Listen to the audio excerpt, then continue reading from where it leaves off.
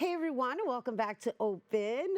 Guess what? We're gonna welcome back to the studio, Mr. Multi-platinum producer, drummer, author, Amadeus. Woo! So, little background in case you don't know him, because he's been on a couple times, but I'm gonna reintroduce him. So, Amadeus has produced over 100 artists. Thus far, ranging from Jennifer Lopez to French Montana, Trey Songz, 50 Cent, and of course, a lot more. We said 100. His latest book, The Story of Amadeus and The Beat Goes On, inspires, motivates, and empowers young musicians to follow their passion, no matter their circumstances, right? Continuing this work as a motivational speaker, educator, and this time with an honorary doctorate in music. Woo! And entrepreneurship. Please welcome back to Open multi-platinum producer, drummer, educator, motivational speaker, author, and my brother, King Amadeus. Woo! What an intro, what an intro, what an intro, what an intro. So great to see you. I feel it's great to be back home. Yes, congratulations, brother. Thank you. Congrats to you King, too. King Amadeus. I love it. Oh my gosh, and how appropriate it would be that you would be in a themed, mental health awareness themed show, right? Yes. And I only say that because I cannot exactly recall the year that we first had you on. It may have been, maybe 2017? Yeah, 17, 18, somewhere around there, yeah. Right? And then we had you in your development and your traveling. And obviously, I used to go back and forth to San Francisco. Vegas. Yes. Sorry, I know it's the West Coast. I know. Too. You'd be touring. You'd be all around the world. But I remember you were going regularly and doing weekends over there, and then coming back. Yep. And then all of it shut down for the pandemic. Right. And there was no more traveling. There was no performing in front of audiences. And you decided to write a book, but you were really going through some hardship. Absolutely. And so now where are you? I'm in a great space. And I'm always going to be open, honest, and transparent. During that time, I was very transparent, as you remember. And, it's just a tough time for the world. My entire life has to do with people and being around people and entertaining and performing and creating memories and moments on the stage that are life-changing and that they can never forget. So when you stop all of that, right? And again, at first, it was cool. Jolt. That was like it was like, yeah. At first, it was cool because we move around so much, we work so hard, so it's a good moment to just have a rest. But I feel like the rest was like a little too long. It started with like a month. It was extended. It was like, hey, all right. I was like, all right. Yeah. I'm ready. And I just realized it was like 4 months in, and I'm like, whoa, I haven't picked up a pair of drumsticks in 4 months. I haven't been in the studio in 4 months. I haven't been, with a recording artist doing what I love in 4 months. And then at that moment, it became difficult. And it really started to sink in, and then it's like, you start questioning, will I get back to doing this? Will the world be better again? Will this COVID thing, will we figure this out? So those were the kind of the thoughts that I was having, and it was overwhelming.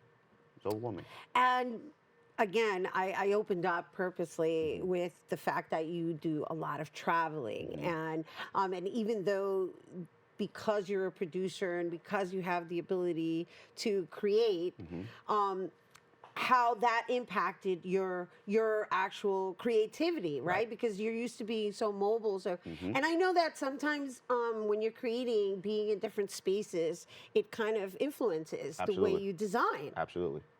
And so that was, I want to say, 2 years before we regrouped, because we had you on Open virtually. Absolutely. And in addition to that, we presented your book. Yes.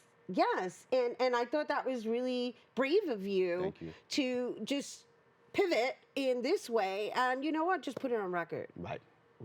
I always go and speak to kids in different schools, that, for years. And during the pandemic, it was a time where we all sat, and it was like, this is the perfect time. There's no distractions, there's no movement.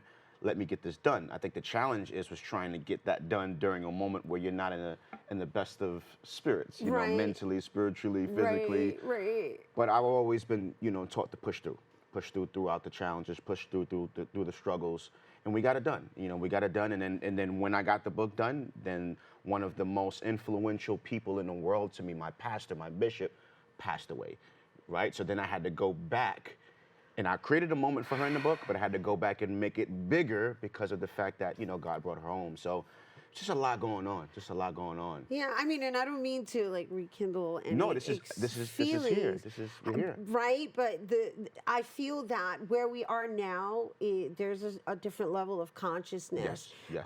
being put into anything we put our hands on, right? Absolutely. And even in the relationships, in the way we're communicating, Absolutely. right? As we are right now, Right. Yeah. right? And so I think it's important that we have those conversations so that we can really bask in what we've accomplished Absolutely. thus far, Absolutely. right? And so, yes, aside from surviving the pandemic, and of course, at least coming to terms with that, we've all been mentally impacted by it because it's in general. I mean, we all are dealing with something collectively, and we have to have these conversations. Absolutely.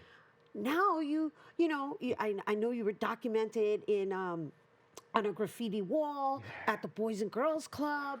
I saw a video of you being greeted like by all this young energy, and I'm like a childlike woman, right? I'm a child at heart. So I was there with you, and you were going by. Those kids were like, "Yeah, Amadeus," and so that experience of like just being together again, and then being acknowledged for what you have done thus far.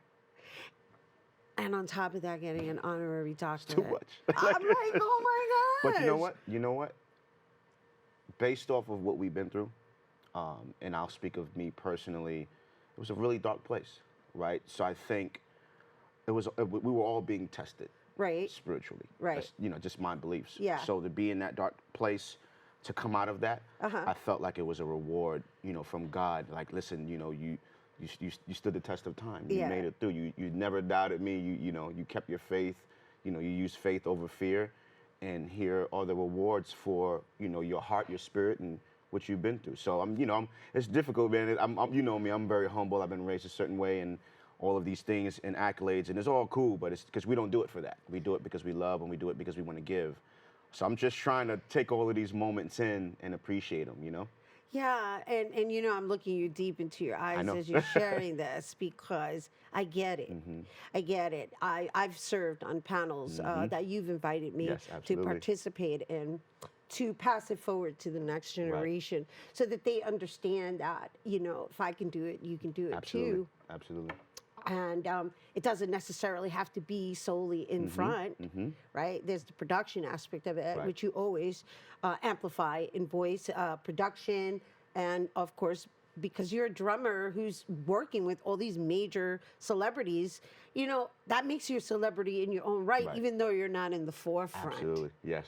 I've learned that, especially with social media. Right. I was traveling this past weekend and got noticed a few times, and it was a little weird. It's like, Amadeus. I was like, yeah. And we're from the Bronx, you know what I'm saying? So you got to be careful, rolling up talking to my Amadeus, man. I'm a man of God, but we will go to war. Yeah. No, I'm just kidding. He's humble. He is. But the instincts kicked in. It's like, yo, hey. And they felt it. They was like, no, I'll follow you on Instagram. I know who you are. You're a musician. Thank you for all you do. Thank you for your words. But those, people coming up to me is a blessing. It really puts a smile on my face. It really warms my heart. Because, we just give. We just do stuff. And when you're able to make impact from people who don't even know you or you don't know, and they come up to you and just say, hey, that post really blessed me, or that post helped me push, or that record you did, it's a great feeling. Or the backpack organizing giveaways that you put together. Yes, I mean, we can go on and on and on, but the idea is that, you're out there doing what you need to do for yourself to feed your soul. Absolutely. And in addition to that, you're thinking about our community. Absolutely. Right? Always. Our black and brown community. Absolutely. Right? And so I asked you already, where are you now? But I would love to know, where are you going? Love that. Still in Vegas. I still have the residency at Dre's nightclub. Got a few shows coming up. It's been a while. We haven't performed on stage with Trey Songz since December. So we have a few shows December coming of 2020. 2022. Okay. Yes. So we have a few shows coming up in June. I think Alabama, Atlanta, Nashville, and Nebraska. I have a few commencement speeches at a few schools that I've brought my book to this year.